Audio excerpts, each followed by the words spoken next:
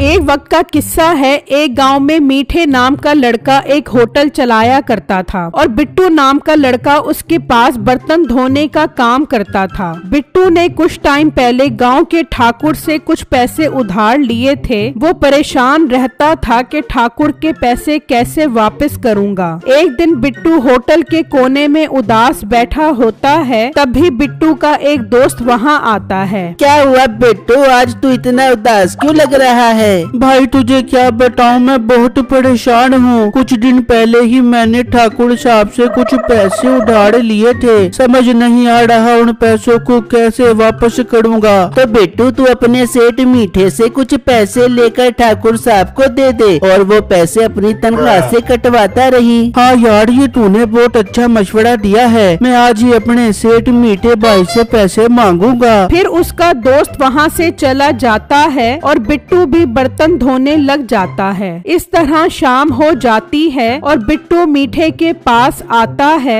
मीठे भाई, मैंने आपसे एक बहुत जरूरी बात करनी थी। हाँ बोल, क्या बात करनी है? वो मीठे भाई, बात ये है कि मैंने कुछ दिन पहले ठाकुर साहब से कुछ पैसे उधार लिए थे। उधार लिए थे तो मुझे क्यों बता रहा है? ये तेरा मसला है, तू क्या चाहता है वो बात साफ साफ बोल। मीठे भाई, आप मुझे कुछ पैसे दे दो ताकि मैं ठाकुर साहब के उधार के पैसे वापस कर दूं। आप मेरी तनख्वाह से काट लेना। ओ हेलो, तेरा दिमाग तो खराब नहीं हो गया? तुझे पता भी है होटल ठीक से नहीं चल रहा, तो तुझे पैसे कहाँ से दूं? अब शाबाश, घर जा और कल टाइम से होटल पर आ जाईं। और एक बात और, इस बार तेरी तनख्वाह देर से मिलेगी, आजकल बहुत मंदी चल रही है। बिट्टू उदास परेशान वहाँ से चला जाता है तो रास्ते में उसे ठाकुर मिल जाता है। और लड़के, बहुत दिन हो गए, तूने अभी तक उधार वाले पैसे वापस नहीं किए। ठाकुर साहब, वो मैं उन्हीं पैसों का इंतजाम कर रहा हूँ, मुझे थोड़ा टाइम और दे दो।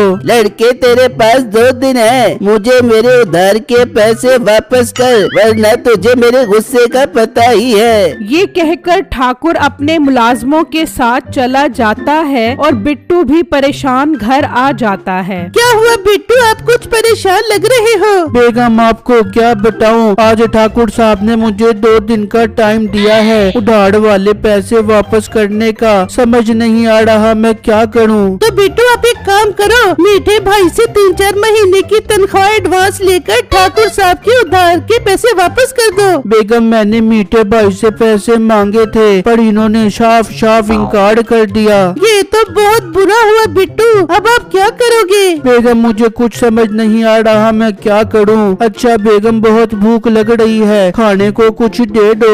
बिट्टू, सारा राशन खत्म हो गया है, इसीलिए आज मैंने कुछ नहीं बनाया। मतलब बेगम, हमें आज भी भूखा सोना पड़ेगा। फिर रात हो जाती है और छम्मो सो जाती है। बिट्टू घर से निकलता है और जंगल आ जाता है और एक जगह पर बैठ जाता है। मेरे अल्लाह, ये मैं किस मुसीबत में फंस गया हूँ, कुछ समझ नहीं आ रहा। अब मेरे पास खुदकुशी करने के सिवा कोई हल नहीं बचा। बिट्टू खुदकुशी के इरादे से जंगल में आगे की तरफ निकल पड़ता है तो उसकी नजर एक जगह पर पड़ती है। वहाँ एक डाकू अपने चेले के साथ खड़ा होता है। उनके पास एक खजाने का बक्सा होता है। मेरे चेले, हमें ये खजाना कहीं छुपाना होगा, गांव में हम ये नहीं रख सकते, कहीं लोग अपने अपने जेवरात ढूंढते ढूंढते हम तक न पहुँच जाएं। उस्ताद, मैं तो कहता हूँ हम ये बक्सा जमीन खोद कर इसके अंदर छुपा देते हैं। वाह वाह, बहुत अच्छा मशवरा दिया है तूने, चल फिर खड्डा खोद। बिट्टू हैरान ये सब देख रहा होता है। वो गड्ढा खोद कर बक्सा उसमें छुपा देते हैं। चल, अब हमारा बक्सा महफूज है, हम कुछ दिन बाद यहाँ से आकर इसे निकाल कर दूसरे गांव चले जाएंगे और मजे की जिंदगी गुजारेंगे। फिर वो वहाँ से चले जाते हैं और बिट्टू सोचने लगता है, ये खजाना अगर मैं अपने साथ ले जाऊं तो मेरे सारे मसले हल हो जाएंगे। बिट्टू वहाँ आता है और खुदाई करके वो बक्सा निकाल लेता है और उसके जहन में एक ख्याल आता है, ये जेवरात वगैरह गांव के गरीब लोगों के हैं, मुझे उनको ये वापस करने चाहिए। हो सकता है वो मुझे इनाम के तौर पर इतने पैसे दे दें जिससे मैं ठाकुर साहब का उधार वापस कर सकूं। बिट्टू इस इरादे से वो बक्सा वहाँ से ले जाता है और जब गांव के रास्ते में पहुँचता है तो मीठा वहाँ मिल जाता है। बिट्टू तो इतनी रात इस गांव में कहाँ से आ रहा है? वो मीठे भाई, मैं चहलकदमी कर रहा था, पेट में बहुत दर्द था। पर मोटे मुझे तू कुछ घबराया घबराया लग रहा है। और इस बक्से में क्या है? वो मीठे भाई, इस बक्से में मेरे पुराने कपड़े हैं। ला दिखा मुझे ये बक्सा, मैं भी तेरे पुराने कपड़े देखूं। नहीं मीठे भाई, ये मैं आपको नहीं दे सकता। मीठा जबरदस्ती वो बक्सा खींच लेता है और उसमें से खजाना देखकर वो हैरान रह जाता है। मोटे गेंडे, ये तेरे पुराने कपड़े हैं। अब साफ साफ बता, ये खजाना तेरे पास कहाँ से आया? मीठे भाई, ये जेवरात गांव के गरीब लोगों के हैं। गांव के लोगों के हैं तो तेरे पास कहाँ से आए? फिर बिट्टू मीठे को सारी बातें बताता है। बिट्टू मेरे भाई, तू फिक्र न कर, मैं ये जेवरात गांव के गरीब लोगों को वापस कर दूंगा। तू अब सुकून से 2-3 दिन घर पर आराम कर, तुझे मैं कुछ पैसे दे देता हूँ, तू इन पैसों से 3-4 दिन मजे कर। पर मीठे भाई, आप ये जेवरात गांव के गरीब लोगों तक पहुंचा दोगे ना? हाँ बिट्टू मेरे भाई, मैं पहुंचा दूंगा। फिर मीठा बिट्टू को कुछ पैसे देता है और बिट्टू वहाँ से चला जाता है और मीठा वो बक्सा लेकर घर आ जाता है और अपनी बीवी नसीबो कैंची को सारी बातें बताता है। वाह मेरे मीठे, हमारे तो मजे लग गए। इन जेवरात को बेच के हमारे पास बहुत पैसा जाएगा। मीठे, अब तो होटल खत्म कर दे, अब हम बहुत अमीर हो गए। बेगम, अभी मैं होटल नहीं छोड़ सकता, इस तरह लोगों को शक हो जाएगा। हम कुछ टाइम बाद ये जेवर लेकर दूसरे गांव चले जाएंगे और वहां जाकर इसे बेच देंगे। वाह मेरे मीठे, तेरे दिमाग की दांत देनी पड़ बेबेगी। अब ये बक्सा मुझे दे दे, मैं इसे अलमारी में रख देती हूँ। नसीबो उस बक्से को अंदर ले जाती है। इस तरह 3 दिन गुजर जाते हैं और वो डाकू जब बक्सा निकालने आते हैं तो देखकर हैरान रह जाते हैं। उस्ताद, ये क्या कोई हमारा खजाने वाला बक्सा निकाल कर ले गया? चेले, ये खजाना हमारा है, हमें किसी भी तरह उस बंदे को ढूंढना होगा जो ये बक्सा ले गया है। चेले की नजर अचानक वहाँ पड़े जूते पर पड़ती है। उस्ताद, वो देखो, ये जूती जरूर उसी की होगी जो यहाँ से बक्सा निकाल कर गया है। हाँ, तू ठीक बोल रहा है, चल इस जूते को उठाकर गांव की तरफ चलते हैं। फिर वो जूते लेकर वहाँ से चले जाते हैं और पूरे गांव में ढूंढते हैं पर उन्हें कोई सुराग नहीं मिलता। मालिक, अब बस आखिरी घर बचा है, उधर पता करते हैं। फिर वो उसी घर का दरवाजा बजाते हैं तो छम्मो बाहर आती है। बाजी, आपको पता है ये जूते किसके हैं?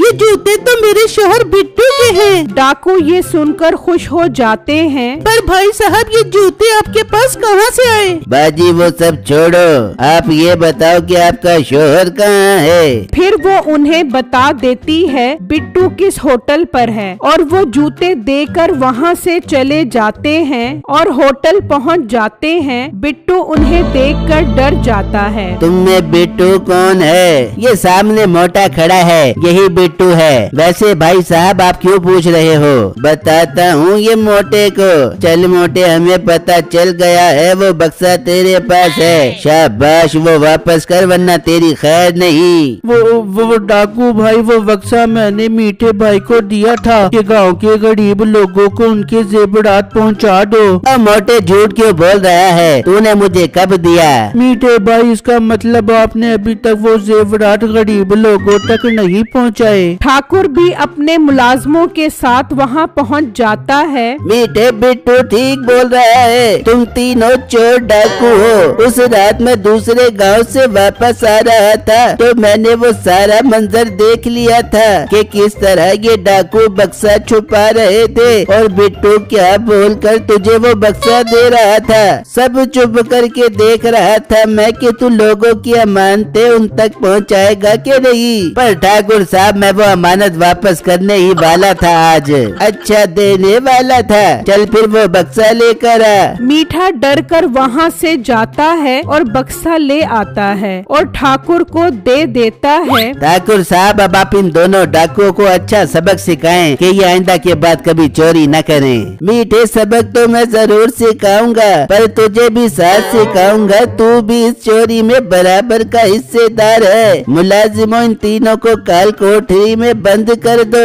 और अंदर कुत्ते छोड़ दो। फिर वो मुलाजिम उनको वहाँ से ले जाते हैं और काल कोठरी में बंद कर देते हैं और उन पर कुत्ते छोड़ देते हैं। उनकी चीखने की आवाजें बाहर तक आ रही होती हैं। ठाकुर साहब अब ये अमानत लोगों के हवाले कैसे करें? बेटो तुम इसकी फिक्र मत करो, तुम एक ईमानदार इंसान हो, तुम्हारे उधार वाले पैसे आज से माफ और तुम्हें इस ईमानदारी का अच्छा इनाम भी मिलेगा। और हाँ मुलाजिमों, एक काम करो, गांव में ऐलान करवा दो कि जिसका जेवर चोरी हुआ है वो निशानी बताकर अपना जेवर ले जाए। फिर ठाकुर बिट्टू को इनाम में अच्छे पैसे देता है। बिट्टू खुशी खुशी वहाँ से चला जाता है और मुलाजिम गांव में ऐलान कर देते हैं और लोग निशानी बता कर अपने जेवर ले जाते हैं।